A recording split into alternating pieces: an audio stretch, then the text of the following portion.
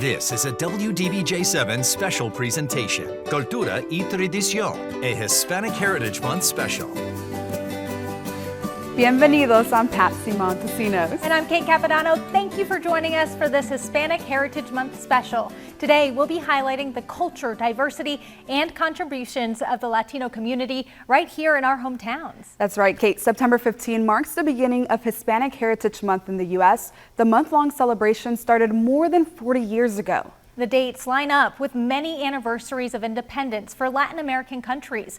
Today, Latinos are 18.9% of the total population, making up the largest racial or ethnic group in the U.S. Together, they fuel our economy and enrich our nation. While we celebrate the beauty of the culture, we also need to acknowledge the challenges our Hispanic neighbors face. Recently, our hometowns were hit hard by Helene, and we saw the importance of quick and easy access to resources. However, those steps to recovery become even more difficult when there's a language barrier. I spoke with Latinos and Galax to see the work that still needs to be done to make sure everyone has access to life-saving information. As the flooding from Helene reached her home, a Salvadorian living in Galax prayed. Dios estaba con nosotros. God was with us, she said. Living in America for decades now, she's asked to stay anonymous. No, nunca yo había visto una cosa así aquí. I had never seen anything like this before, she said, as she waited for the lights to come back on. She was using a generator borrowed from a church, but she wasn't aware of the ongoing boil water notice. A community advocate says that is the reality for many in the city who don't speak English. I started receiving calls from the Hispanic community. Elizabeth, what's going on? What is this paper said? Because we are not able to understand. Elizabeth Hernandez Lopez took matters into her own hands and translated the post for the city. I'm just saying we are people, we are here, and we are in the same situation as everybody here. I took these concerns to Mayor Willie Green, who says others without internet access have also expressed trouble getting information. We've tried to, to keep that in mind. I mean, we considered the whole community whenever we're doing something. Do you think this could help the city maybe better prepared for the next time that something like this happens? That's a learning experience. We're going to sit down and have a conversation. I mean, there's just, we've never had nothing at this magnitude before. U.S. Census shows more than 20% of people in Galax are Hispanic. That number is likely higher as Latinos are undercounted in the census. The police chief says officials are translating flyers and using 2 Spanish-speaking officers to communicate with the community. So we're making sure we take care of our Latino community. If they're coming in here for water, they're getting a flyer. But Hernandez Lopez says many Latinos aren't aware of the free water distribution either. We appreciate it. Yes, ma'am. You have a good day. She says she doesn't blame city officials. She just wants to make sure Latinos are considered in Galax in every part of Southwest Virginia. Maybe there is a call for everybody here, everybody in this city, to start working on and be prepared, because we never know when we're going to have this again.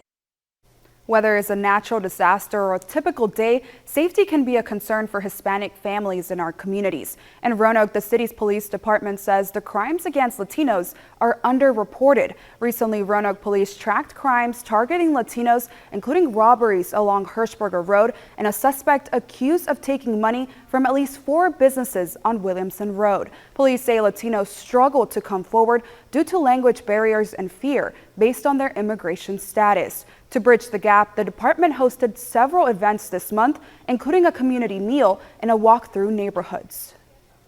Some basic tips to help prevent further crime, to feel more trust towards our police department here at Roanoke City, and in hopes to spread the word to other Hispanic members to also reach out to us if they need something. Police say even a small tip can help them solve crimes in your neighborhoods. A little over 6 months ago, tragedy in a Maryland river. We all watched as the Francis Scott Key Bridge crumbled after getting hit with a cargo ship in the middle of the night. That destruction not only devastating, but eye-opening. The 6 victims, all Hispanic workers, they were doing construction on that bridge when it collapsed. Their deaths highlighting disturbing statistics. Hispanic workers are disproportionately injured or killed on the job. 15 feet high and on the edge. Shingle by shingle, these crews are working to replace this roof as best and as fast as they can. Even though you may be a roofer for 10, 15 years, there's always the worry on your back of your mind that, any wrong move, you can slip and fall off. Christian Arias is a quality control inspector for Senvar Roofing. He got his start in the industry working alongside a crew like this. A fall even from 1 story high can definitely change somebody's life. So that's very important to be safe, because any fall can be, life-threatening. For Hispanic workers, those life-threatening moments happen more often than for others.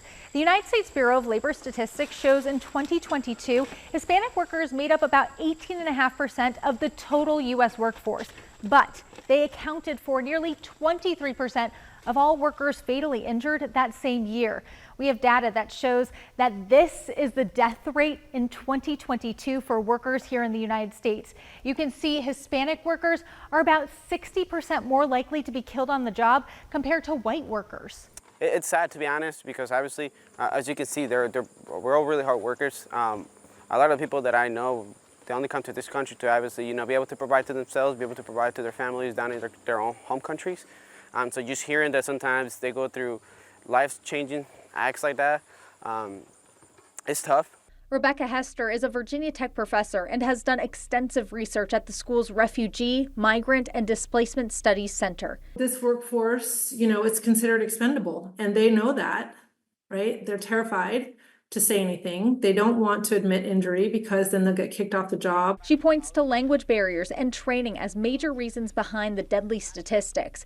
And to fight this trend would require a huge shift in consumer expectations. It's easy for us to turn a blind eye because we reap the benefits.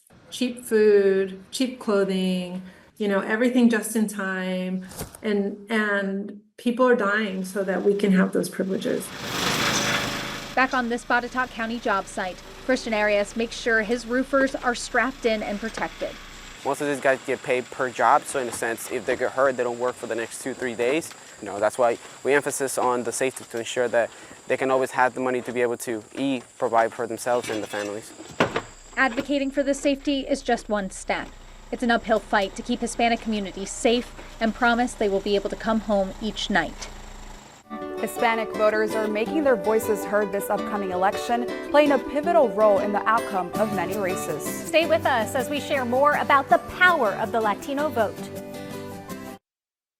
Welcome back to Cultura y Tradición, a Hispanic Heritage Month Special.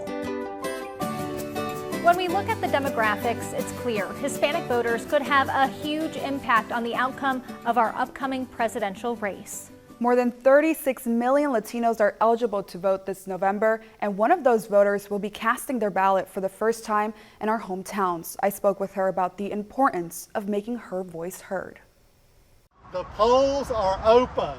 For more than 10 years, Eliana Sepulveda has been on the sidelines waiting to vote. This election, it was clear that I needed to participate. Sepulveda came to the United States with the student visa in 2011. She wasn't planning on staying, but met her husband in grad school. Ahead of this election, she became a citizen. Decisions are being made all through all levels of governments, and our vote is the way that we get to influence those decisions. For Sepulveda, the stakes couldn't be higher. She will be casting a ballot for the first time in November. She's not alone. As more Latinos reach voting age, data shows 1 in 5 Latinos will be voting for the first time. Being able to bring our needs to the forefront of politicians and make sure that we're seen, our needs are taken care of. In 2020, 16.6 million Latinos voted, accounting for 13% of the electorate.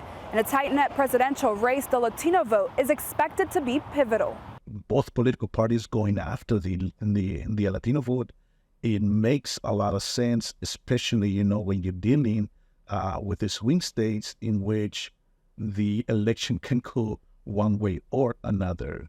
In Virginia, data shows Democrats receive a majority of the Latino vote in presidential races. But polls show former President Donald Trump has been closing the gap with Vice President Kamala Harris. For Sepulveda, the issue that's going to decide who she supports is reproductive rights. Being pregnant, having been for multiple miscarriages, that's my main priority. And as the Latino population continues to grow, Roanoke College professor Jose Francisco Bañuelos Montes says both parties should be uplifting the community. There isn't concern to attend to the needs of the Latino community because there'll come the time in which we're going to be the future of this nation.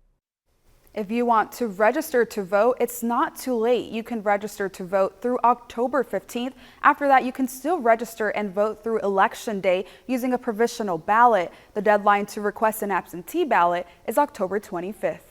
Uplifting families and making sure people stay healthy is a major goal for Carilion Clinic and its community health and outreach workers. Delaney Garcia Vega understands how overwhelming it can be to navigate healthcare, school, or other government systems. Her goal is to break down barriers for her clients by communicating in Spanish and guiding them through different resources.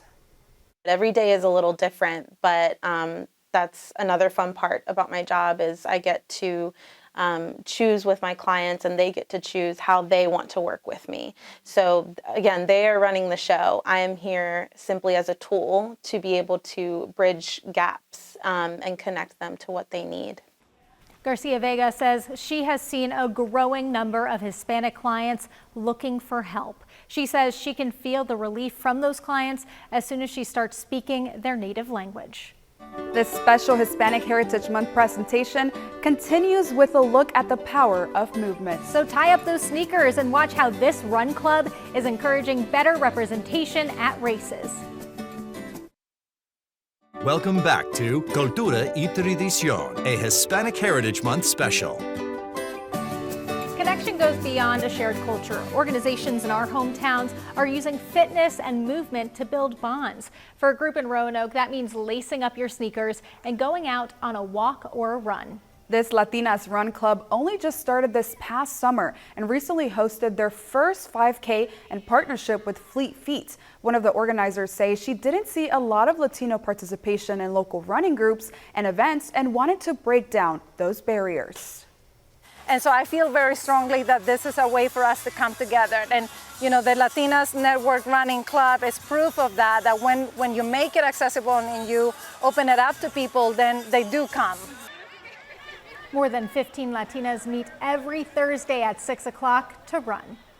In a show of cultural pride, the first traditional Mexican dance group is sharing their heritage with our hometowns. Through their footsteps, these Roanoke dancers are trying to connect with others.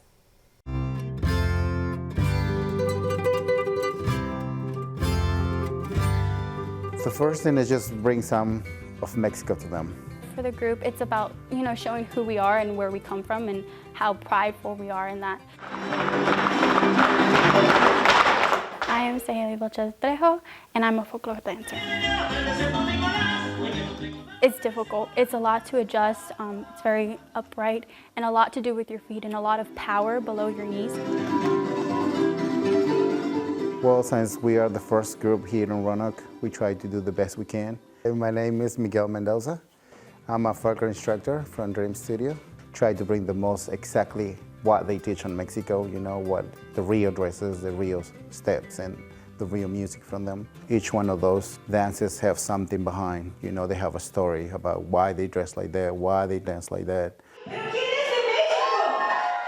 When I see somebody do something from Mexico, I feel like I'm so proud of being Mexican. I try to share that feelings to the other people. So good evening, this is Dream Dance Studio for Roanoke. We're going to present something from Mexico. And I want people to understand that dance is a way that people can come together through all different cultures, because every culture has some sort of religious dance, traditional dance, and I want people to see who we are as Mexicans and feel that culture.